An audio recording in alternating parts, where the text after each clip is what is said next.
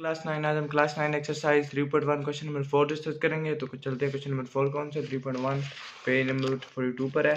तो question number 4 है, is there any set which has no proper subset, if so name that set. तो इसमें ये कह रहा है कि कोई ऐसा सेट है जिसका प्रॉपर सबसेट ना हो, अगर है तो लिखें। तो हमने आंसर में लिखना है yes, empty set has no proper subset. Empty set has no proper subset.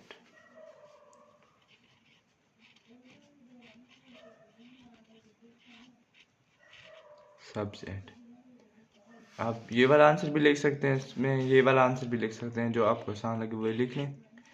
और यहाँ पे यस और एम्प्टी सेट के लिए आपने खाली ब्रैकेट लगा लेनी है।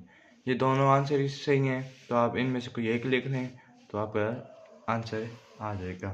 तो इंशाल्लाह मिलते हैं नेक्स्ट वीडियो में। आज क्वेश्चन नंबर 4 कर लिया हमने 3.1 का। इंशाल्लाह नेक्स्ट वीडियो में हम क्वेश्चन नंबर 5 करेंगे। तब तक के लिए अल्लाह हाफिज़।